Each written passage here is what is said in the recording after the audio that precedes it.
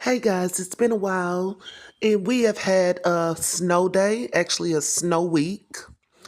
Over that time, I have kind of just be spending a lot of time with my children ever since that CPS fiasco. I'm gonna be uploading you a quick video of me at the home with my children, and we are making us some homemade eggnog. Actually, my youngest, my baby, she's my little chef, is making some homemade eggnog with me. We're letting our animals enjoy themselves. And then I'm going to show you guys how much snow we got in less than 24 hours. I woke up in my RV surrounded by snow, but I didn't know it because thank God that diesel heater kept me so warm.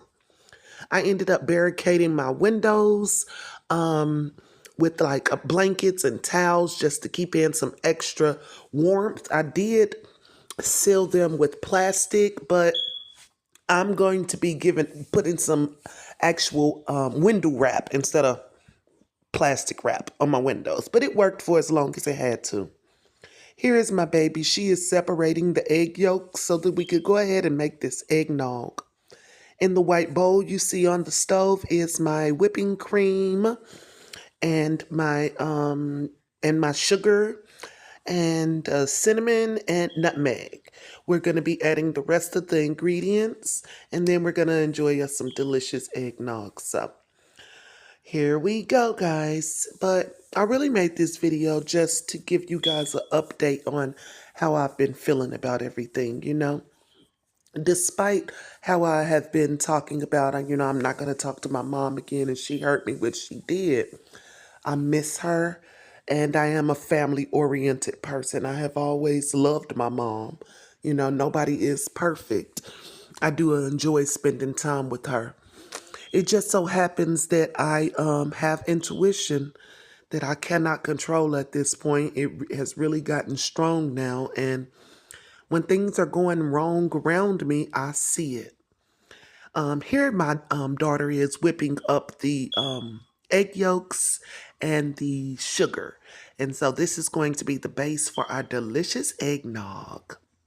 But, and oh, here, this is what outside looks like, guys. So we got about 8 inches in like 8 hours, overnight type stuff.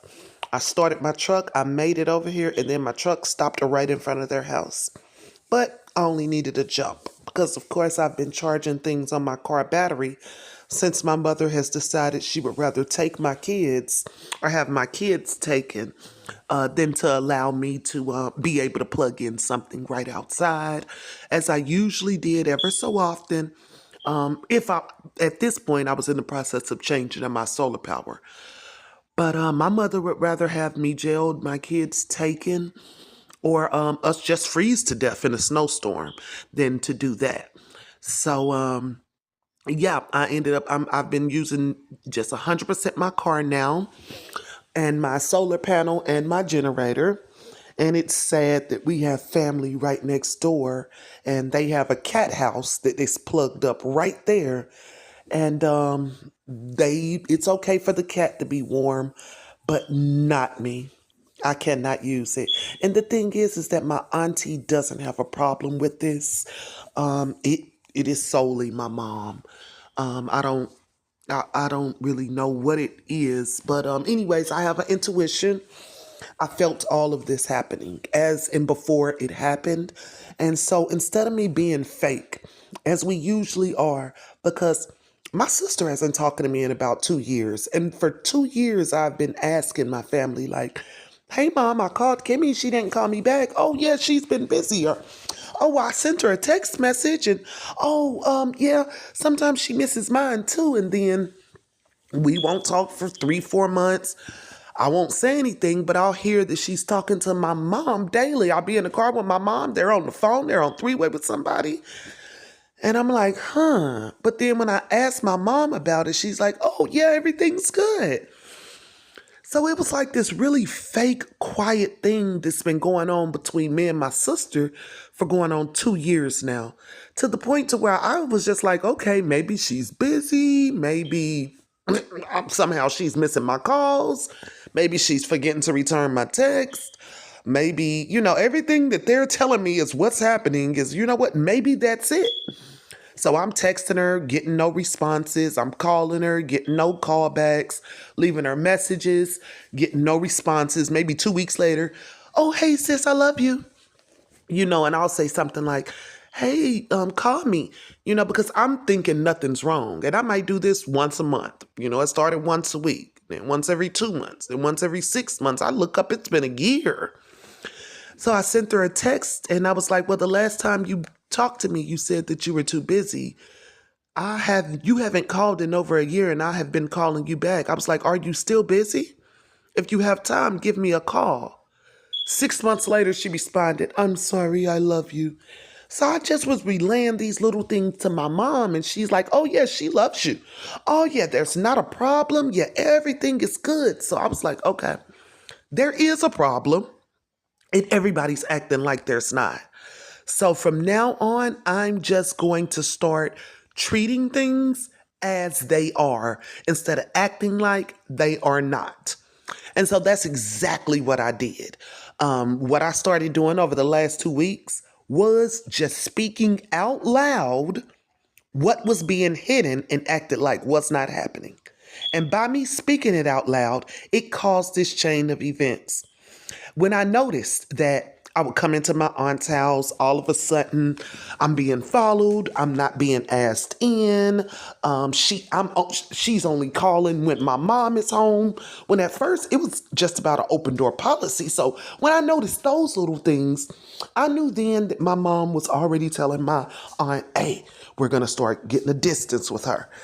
She's not going to become, setting up the realm of events that started to happen, which was to exile me from the family while smiling right in my face. Oh, everything's good. I'll call to try to, as I usually do, to try to get in with my aunt or, hey, how you doing? And now she's ignoring my calls. And I notice she doesn't respond until 2 days later when my mom responds. Or I knock on the door or something or they want me to do something in the house. And I realize that it is being held back until my mom and her are together and my mom can follow me around the house. But in my face, it was as if, oh yeah, I'm just busy. Oh yeah, I'm just asleep. Oh no, everything's good. Can you come on down and do it now? We're all here. And then once I get there, oh, hold on, I'm gonna go with you. She's sitting right there by there. She got my auntie down there. She's asking me questions. She's pointing stuff out. My auntie's questioning me. They're getting together, and I'm noticing that as I'm talking, they're looking at each other and nodding. And that is when I started realizing, okay, I'm going to start speaking on this. And I didn't even say it to them because they're such a family that if you say it to them, they're going to feel like, oh, this is the devil. Oh, we can't talk about this. Oh, you want to argue, don't you? So I was like, you know what? I'm going to be smiling just like them. Hey, how you doing? Oh, wow. Yeah, I would have came in 2 days ago to check the circuit breaker. I've been ready. But Auntie said she was waiting on you, and then it took you a few days. So I was just making sure. I was waiting on both of y'all. So come on, Mama. I'm noticing you following me. I'm about to go downstairs. You want to go ahead of me? Oh, yeah. I'll go. I'm not following you. I'm just trying to see what you're doing. And get down there. She right there with the flashlight. Oh, so tell me, how'd you do this? What's that you over there doing now? What are each one of those buttons for? Now, once I give them this information and I leave, now she has co-host the story. Oh, yeah, this girl is good with electricity. Do you see how I asked her a question and she knew what that button was and she knew what this button was? And you see how we got it together and we both asked her that question and now we really